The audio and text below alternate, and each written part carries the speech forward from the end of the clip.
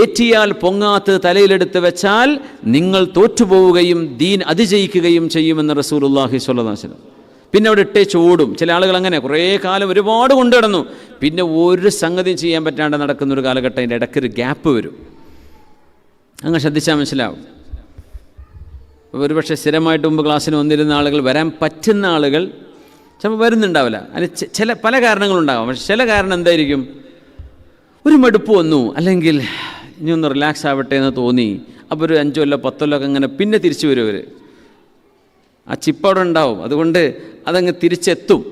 പക്ഷേ അതിനിടയ്ക്ക് അങ്ങനെ പോയി പോവും. എന്തെന്നറിയോ? ഓവർ ബേർഡൻ ചെയ്യുന്ന ആളുകൾക്ക് ഇത് സംഭവിക്കുന്ന ഒരു പാകത്തിനെ കൊണ്ടു നടക്കാവുന്ന.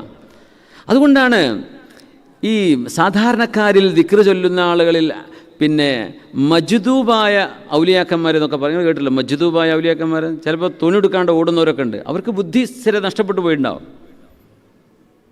അവർക്ക് നിസ്കരിക്കാൻ ചിലപ്പോൾ അറിയില്ല. എന്തേ? ബുദ്ധി പോയിട്ടുണ്ട്. എന്ത് ചെയ്യാൻ പറ്റും?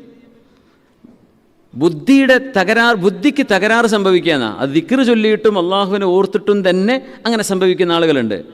അത് പണ്ഡിതന്മാർക്ക് സംഭവിക്കൂല. ശ്രദ്ധിച്ചിട്ടുണ്ടെങ്കിൽ ആലിമീങ്ങൾ ഭ്രാന്തായി പോകുന്ന ആൾക്കാരെ കാണൂല. സാധാരണക്കാർ ഇൽമില്ല, പഠിച്ചിട്ടില്ല, കേട്ടിട്ടുള്ള പേടിയേ ഉള്ളൂ. ആ അറിവില്ലായ്മ കൊണ്ട് അവരുടെ ജീവിതത്തിൽ വന്നിട്ടുള്ള മാറ്റങ്ങളെ കൺട്രോൾ ചെയ്യാൻ അവർക്ക് കഴിയില്ല. ആലിമീങ്ങളെ സംബന്ധിച്ചിടത്തോളം അവർക്കറിയാം ഇതിൻ്റെ ബലാബലം എത്രയാണ്, എവിടം വരെയാണ് കാര്യങ്ങൾ കൊണ്ടുപോകേണ്ടത്. അതുകൊണ്ട് ആലിമീങ്ങളിൽ ഔലിയാക്കന്മാരുണ്ടെങ്കിലും അവർക്ക് ഭ്രാന്താവില്ല. സാധാരണക്കാർ ഔലിയാക്കന്മാരായി പോയാലും മജ്ദൂബീങ്ങളാവാനുള്ള സാധ്യത കൂടുതലാണ്. അങ്ങനെ വരാറുണ്ട്. നമ്മൾ ഉസ്താദുമാരൊക്കെ തന്നെ അങ്ങനെ പറഞ്ഞിട്ടില്ലേ. കാരണം ഇൽമിൻ്റെ കുറവിടെ വല്ലാണ്ട് പ്രശ്നമാവും. ഇൽമില്ലാതിരുന്നാൽ ആളുകൾക്ക് തകരാറ് സംഭവിക്കും. അതുകൊണ്ട് എപ്പോഴും ഒരു ബാലൻസ് കീപ്പ് ചെയ്യണം. ഇതാ പറഞ്ഞു, ഏത് നേരം 24 മണിക്കൂർ വെള്ളമിട്ടിരിക്കുക, അത് പറ്റൂല.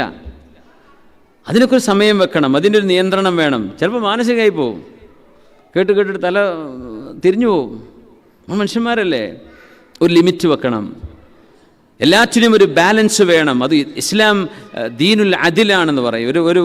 ഒരു വസത്വയ്യ, എല്ലാറ്റിനും ഒരു മിതത്വം ആവശ്യമാണ്.